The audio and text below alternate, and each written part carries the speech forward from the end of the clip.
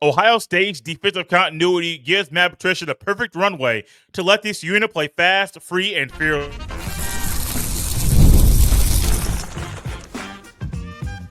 You are Locked On Buckeyes, your daily podcast on the Ohio State Buckeyes. Part of the Locked On Podcast Network, your team every day. Welcome in, Buckeye fans, to your Thursday edition of Locked On Buckeyes, which is your daily Ohio State podcast, part of the Locked On Podcast Network, your team every day. I'm your host, Jay Stevens, veteran sports talk host, delivering passionate coverage about your Buckeyes. And during today's show, we will dive into Ryan Day's thoughts on formatting a schedule based on the CFP format, as well as Brian Hartline's mindset as an offensive coordinator. But first, Ohio State's defense is entering a new chapter in 2025.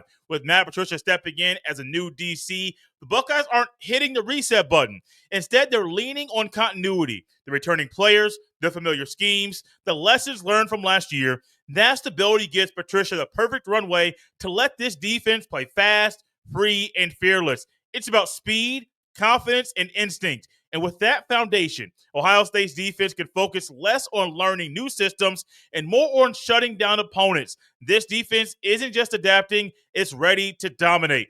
And they got a tough test the week one against Texas, but just like they did last year, when you buy into the scheme and you buy into what the coaches are throwing at you every single day, and you're adjusting with the coaches every single week, you're going to be able to dominate week after week after week. Now, defensive continuity may seem a little odd when you're looking at Ohio State's defense this year and they had 8 guys get drafted.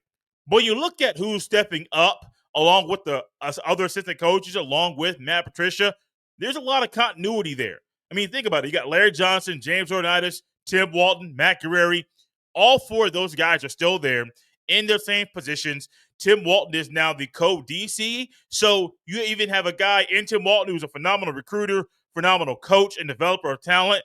He is now going to be helping Patricia kind of get up to speed with Ohio State's way of doing things, because there was some speculation about what kind of defense Ohio State was going to run. Would it be Patricia's defense, being a new scheme, new terminology, or would it be Ohio State's defense? And at Big Ten Media Days, Ryan Day confirmed the Buckeyes will be running Ohio State's defense. Now, with Patricia's twist on it and with Patricia doing the things that make him a highly sought-after defensive coordinator, I think that marriage and that connection between those two will be perfect for the team this year. You get a guy like Patricia, who has a lot of experience in the NFL, who was calling plays in New England, defensive plays, before he was a defensive coordinator. And then now you get him now at Ohio State after winning a national championship. He looks in there and says, yeah, they have a lot of guys that got off to the NFL, but you got some key transfers in Logan George and Bo Atkinson. You moved C.J. Hicks from outside backer to the edge. Oh, Arvell Reese might play on the edge as well. The ends are going to be fine. I have no doubt that Matt Patricia is going to put the edges in the right positions to be successful. D tackle, linebacker, secondary, there may be some questions, but the questions won't be because these guys don't know what to do, because they're being asked to do a whole new thing, a whole new system, and it's taking them a few weeks to get up to speed. No, they already know what the job is. They already know their role. They already know where they're supposed to be on 3rd and 8 versus a 2nd and 2 versus a 4th and 5 versus a 1st and 15. They already know where they're supposed to be. And when you already know where you're supposed to be and the defense isn't changing, it's just being tweaked to fit not only Matt Patricia, but also to fit the personnel that the team has right now. This team can play fast, free, and fearless against Texas. I know it's, a little over 35 days away is the Texas game, and I think the actual count, maybe 36 days. That's insane. Numbers may be off, but forgive me. It's still insane to think about. That game is that close. We've been talking about it for months leading into week 1 of the season. It is the Texas game. And the one thing that made me nervous about the game with the Buckeyes defense, it wasn't so much that they had replaced a lot of guys.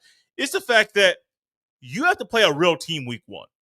Sorry, I'm not trying to knock Grambling State or anybody else that Ohio State plays that's not Texas or not one of the big boys in the sport, but you understand where I'm going. You have to play a real team, a team you may play again in the playoff down the road, a team you just played in the Final Four last year that you just knocked out of the playoff. You have to play them right away. a team that has a lot of hype, that is losing some pieces on the offensive line, a team that has a new quarterback in Arch Manning. Yes, Arch Manning has started before, but he's never started any game of this magnitude. There's a lot riding on it. And think about Ohio State's defense going into that game against Texas if they had to work with a whole new system, along with a lot of new terminology, with a new voice in their ear. But that's difficult.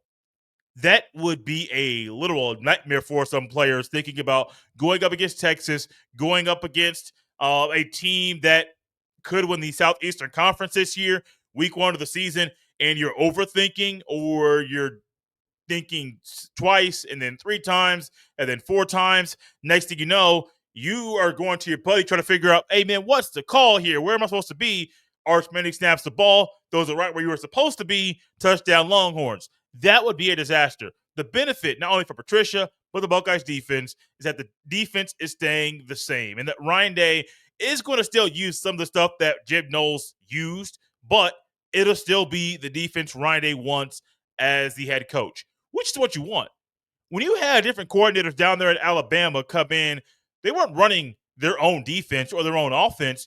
They were running what Saban wanted every single year, which is why you could have a new coordinator and the results still be the same, because they weren't coming in and just trying to teach these kids something completely new.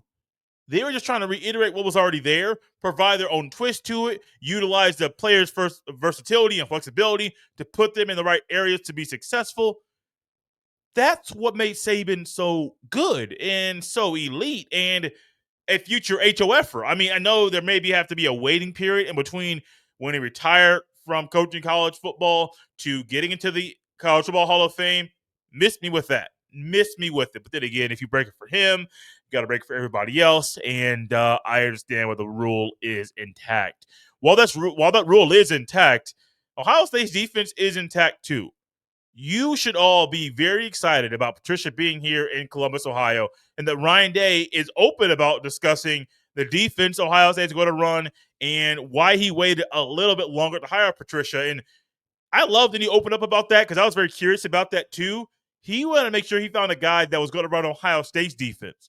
Not only did Ryan Day provide the context and the answer to what the defense would look like, kind of, you still don't fully know. He wanted to make sure that everyone knew, hey, we wanted to take our time and make sure he found somebody that was going to run the defense that we have, not them coming in and running their own system. While their own system might be great, it's not Ohio State system, which is a negative. It's a bad mark, because that's not what Ryan Day wants. And I think moving forward throughout the rest of the offseason, well, in between now and fall camp, let's just go that far, there's going to be some questions that people have about what Ohio State's going to look like. You can't ask, well, you can, but the answer's already out there, that Ohio State's defense will look like it has over the past 3 years, with Matt Patricia's own flavor added to it. As a man that likes that seasoning in his food, I like a coach that knows how to season a defense, knows how to put the right spices out there on the field for them to be successful. I do believe Matt Patricia is going to provide the best for CJ Hicks, the best for Kenyatta Jackson Jr. You're going to bring out the best in Caden Curry for those guys to be dogs every single down. While they're going to be dogs every single down, Brian Hartline has some dogs to work with as well, which adds into his mindset as an offensive coordinator. We'll dive into that next. This episode is brought to you by FanDuel. Summer sports are in full swing, and whether you're all about baseball under the lights, golf on the green, or high-stakes soccer action, FanDuel is the best way to make every game even more exciting. You're already following the action. Why not make it a little more thrilling? With FanDuel, you can get in on the game while your friends are getting sunburned at the beach. I've been using FanDuel to track my favorite matchups, and the app keeps it fresh with new daily promotions and fun ways to bet. Whether I'm placing a same-game parlay or watching a bet ride into the ninth inning, FanDuel makes it feel like I'm part of the action. New to FanDuel? New customers can bet just $5 and get $150 in bonus bets if your first bet wins. Open the FanDuel app today or visit FanDuel.com to get started. Thank you all for tapping Locked on Buckeyes and making this show your first listen of the day. Big Ten Media Days have completed 2 days. One more day is coming. It is coming today. Yeah, they're in Vegas. I'm recording a day before. Almost got tongue-tied there. Coming up today, going to run through the schedule for the 24th, the final day of the 3-day event. The coaches that'll be there: Kirk Ferentz, Barry Odom, Purdue's head coach, entering his first year, leading the Boilermakers. Deshaun Foster of UCLA. Why is his name escaping me? I know this coach's name. Jonathan Smith of Michigan State. Lincoln Riley will be there, and Sharon Moore. Sharon Moore is actually the final coach speaking today, which, I mean, it seems kind of odd. The man under the most scrutiny and under the most fire is speaking last on this day, but that will all be on the Big Ten Network. There'll be Q&A sessions there as well if you're there covering it, and I encourage you to follow the Big Ten Network because they will bring some interviews that you can't get anywhere else. Speaking of not being able to get things anywhere else, there's only one Brian Hartline. He's in Columbus, Ohio, and I'm looking forward to seeing him lead Ohio State's offense in a way that he can do best. And one thing we know about Brian Hartline is he is a very tough coach. When it comes to his receivers, you have to check certain boxes before you can even be considered to be a guy that plays consistently.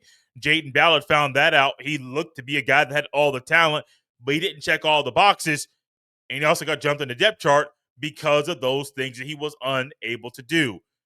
There are a lot of guys at Ohio State, especially in the receiving room, that can do a lot of really good things.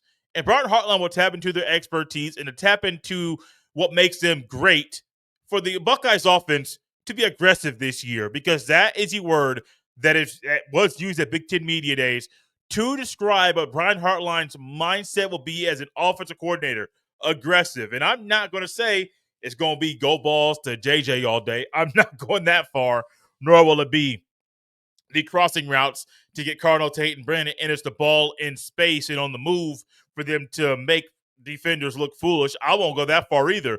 But that aggressive nature is one that you want. Everybody wants an offensive coordinator that's going to be aggressive, but it's going to be calculated as well. The one hiccup or one maybe concern people have is, how is Hartline going to figure out the right way to be aggressive and the right time to be aggressive? I mean, game reps. I mean, the same way a player gets better during a season is the same way Hartline is going to figure out his own way of doing things as an OC on a college football Saturday. You got to get games in.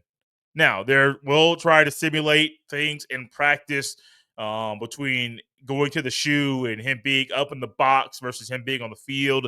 That is something they will figure out. Well, he's been on the field most of the time. Those receivers they got his voice in their head already. And so if he does go up to the box, that may impact the receivers' impact. That may impact the receivers being able to adapt to a new voice early in the year. You'll still get Hartline speaking to you, but you're going to have to deal with somebody else, and that may impact how well you are. I don't think it'll be a problem because of the guys Ohio State has on the team, but anything is possible. That's the reality of the situation.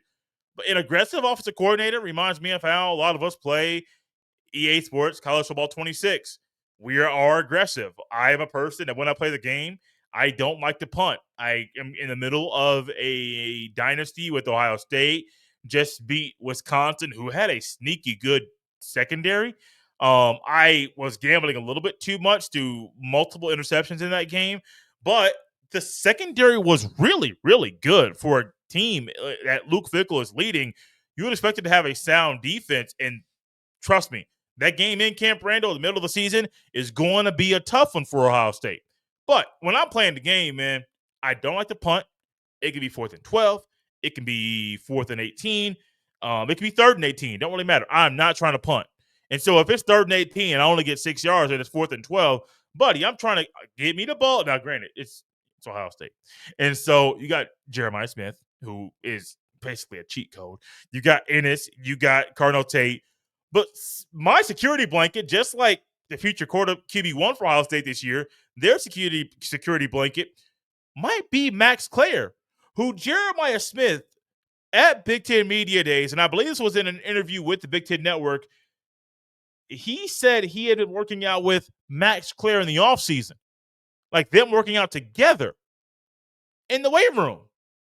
And it kind of reminded me, I literally had a flashback when he was speaking. Forgive me if I said the wrong outlet he had the interview with. But I had a flashback to Tim Tebow when he was in high school at the private school when he was lifting with the offensive lineman. And I remember watching SportsCenter and they did those specials on Tim Tebow. And I'm thinking, bro, you're a quarterback lifting with your left tackle? How strong are you? And we saw in college, Tim Tebow was strong. Was it full-on grown man strength? I don't know, but he wasn't just in that weight room, just messing around, tossing the weights around, and just, using the files when he should be using the 50s. No, he was using the 60s, just upping everything he did over and literally, it was probably heavier than 60-pound dumbbells with that strong as that kid was. But that's what I had a flashback to because one, SportsCenter was fun back then. Bring back the old days of SportsCenter. I know Rich Eisen's going back to the ESPN with his Rich Eisen show. It's going to be there on ESPN Radio and I think ESPN Plus, maybe their own new streaming service. I'm not sure, but old SportsCenter was fun. Seeing having a flashback to Tim Tebow on the SportsCenter, that was fun because that's how you get better. Jeremiah Smith lifting with a tight end who is 10 to 20 pounds heavier than him is what you want. It's part of the reason why he's up to Jeremiah Smith is up to 225 pounds. We'll talk more about Jeremiah Smith tomorrow, along with Sonny Styles and Caleb Downs. Just kind of diving into the full-on notebook about what those players said at the annual kickoff of the upcoming season for the conference. And aggressive Hartline is great. I can remember playing the game recently, and once I realized how great Jeremiah Smith is in the game, we know he's great in real life, but you realize, man, like, you just can't stop him. Kind of like Michael Vick in Madden 04. You couldn't stop him. So, am I showing my age? I hope not. But if I am, you know when I grew up. Madden 04, Michael Vick was literally a cheat code. You couldn't, when he was a lefty, it's hard to defend lefties because it's not normal. And then you add in the fact that he had that rocket of an arm, and he was so elusive and quick and shifty. A little cheat code. That's Jeremiah Smith in the game. If I get in a bind, sometimes I don't even care if it's two guys on him. I'm throwing to him the rock. On the sideline, when I think you have the angle, I can juke. He just does whatever you need that man to do to get to the end zone. The last game that I played with Ohio State, it was a win over Wisconsin in the video game. JJ had 9 catches, 221 receiving yards, and 2 touchdowns. Probably would have had a few more if I didn't throw stupid interceptions. That's credit to Wisconsin's defense in the game. The aggressive nature you want from Brian Hartline is a lot like what you and I do sometimes playing a video game. However, he'll be more calculated. He will know the right buttons to push. He won't get away from the run game like I do sometimes. I like running the ball, especially with Donaldson and Bo Jackson. But an aggressive offensive coordinator is exactly what Ohio State needs this year to allow the offense to be the best unit it can be. Speaking of being the best it can be, the CFP format is getting better, but it might not be the same in 2025 as it is in 2026, which is why Ryan Day has some very specific thoughts on how the schedule should be formatted based off the CFP format.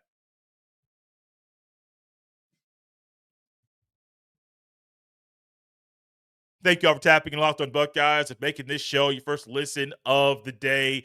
Ohio State's Big Ten Media Day appearance was, the best one there is the Buckeyes. They just won the Natty. Ryan Day's very open about the team's mindset, kind of having a fresh vision. We're not looking to to defend our title. We're looking to attack another one, and I love that. While looking to attack another one, Ryan Day is very, very open about how he views the playoff format and how the playoff format should dictate the schedule. And before I read Ryan Day's quote about that, I'm going to just get this out of the way very quickly. The CFP format should not dictate how you schedule football games. It never should. If someone throws that thought out there again, I will say they are wrong. The playoff format is a playoff format, but how you formulate your schedule should be the same across the board, no matter what. 14 playoff to a 16-team playoff. Top 12 teams get in regardless of seeding, or if it is a 5+11, or if you go to 16 and the Big Ten gets 4 automatic qualifiers in. The way you formulate your schedule should be the same every single year. I'll say it once. I've said it 1,000 times, honestly.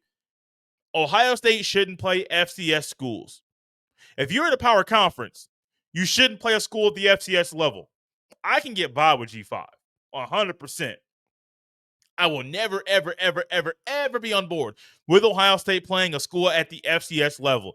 Now, I have been open about Grambling State coming to Ohio State and really being more excited about the band of Grambling State than the football team that Grambling State's bringing to Columbus, because y'all know what I'm about to say. Halftime is game time. A&T, and that's how we look at things when it comes to HBCU. We want to see what that band's going to do, how they're going to showcase. Now, if they bring the band, great. If they don't, I'd be a little upset. It'll also be on TV, and I don't truly think the broadcast company is going to put that thing on TV because, well, they don't normally do that. I wish they did, because that would be a good old show. And while that's a good old show, Ryan Day is very open, and he's not shying away from his thoughts about why the CFP format should dictate how Ohio State schedules games.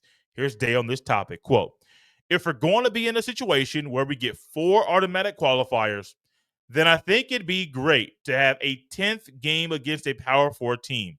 I think it'd be great. If we're not going to do that, then I don't think it makes sense to do that. I think that you have your 9 conference games and then schedule other games with non-conference opponents then that maybe aren't in the Power 4. Oh, why are we doing this again? This is making me think that in 2026, if there are not for automatic qualifiers for the Big Ten, which I don't think there should be, that Ohio State might try to cancel the Alabama series and the Georgia series and maybe even the Boston College series, because Ryan Day is not shying away from, if there aren't 4 automatic qualifiers, then you might not play a Power 4 school. You might find other games with your non-conference opponents. Why are we doing this again? Why? Well, oh, I know why. Because there's no uniformity in scheduling. The Big Ten does their thing. The Big 12 does their thing. The ACC and the SEC, they do their things. And while they do their things, they're different. The one thing I will say about people that are trying to be a proponent of Ohio State's non-conference schedule is tough. This year, it is a lot tougher than normal. But a lot of times, Ohio State's non-conference schedule is pretty easy.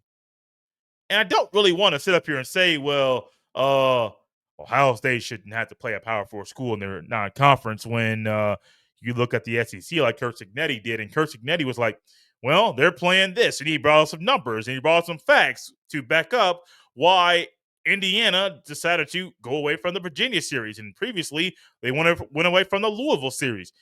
I think part of that was because Indiana is not, I'm bringing them back in the conversation again, they are not a school like Ohio State that's a true contender. They are generally a school that on any given year is trying to be bowl eligible, and being bowl eligible is literally a successful season, regardless of if they win the bowl game or not. Literally being bowl eligible is a win. And you have to play 3 cupcakes in the non-conference for Indiana to be able to have a chance to have a successful season. Well, if Kurt Cignetti is trying to play with the big boys, you can't act like you're Nick Saban when you don't have Saban's resume. When Saban played big boys in the non-conference, but you're not. Make it make sense. For Ryan Day specifically and Ohio State, I will never agree with this at all. I do agree with Ohio State needed to play Power 4 schools in the non-conference slate every single year. And like I said before, you don't have to play the big powers in the sport every year. You don't have to have a Texas or an Alabama or Georgia on your schedule, or the big-time premier schools in the sport. No, you can get a Boston College, get a Virginia, get a Louisville, get Washington State and Oregon State, get a Cal again. I would love to play Cal again. Man, my goodness. What was that, 13 and – was that the 12-13 season? I think it was a 2012 and 2013 seasons. They had a home-and-home with Cal, and I'm thinking, hey, bring that back. Bring that back over here, Stanford. You need those schools to play because they're going to test you in ways that an Ohio wouldn't, that a Bowling Green wouldn't, that a Grambling State wouldn't. You need those tests from Power 4 schools because eventually you're going to be in a spot where you're only playing power conference schools because there's going to be an overarching body and they're going to separate even the G5 from the Power 4, G6, sorry. Pac-12, you're back in action next year. They're going to separate those and say, well, G5, you're at a different level than the big boys. You guys have your own league, your own schedule, your own playoff. And the big boys, you have your own. But when that happens, there's going to be uniformity in scheduling. Your schedule is going to be tough. Conference being the Big Ten, have 18 teams or 10 teams or 12 teams, don't matter. It's going to be tough because then you're going to have to play a team you may not have ever played in the history of the sport because everybody's playing real teams. It's very similar to the NFL, to the NBA, Major League Baseball, NHL, NBA. Forgive if I mentioned that one or not, but it's going to be very, very similar. Because in those leagues, who do you play? People at your level.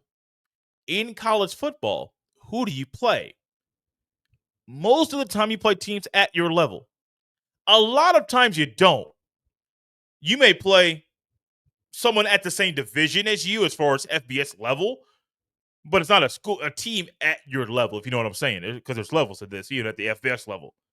And then you may go outside of even the FBS level to play a team just to fill a spot. It doesn't make sense. It's never made sense. It makes less sense now than it used to because of the way that we have a better handle on really analyzing and looking at schedules more deeply. Because for years, it wasn't something that many people thought about. And if they did, it was like, oh, it's just going to happen. Youngstown State, you're in Ohio. Let's go ahead and play you. We'll cut you a check to beat you down. I like Ryan Day a lot. I think he's a really good coach. I think he is the right man for this team this year.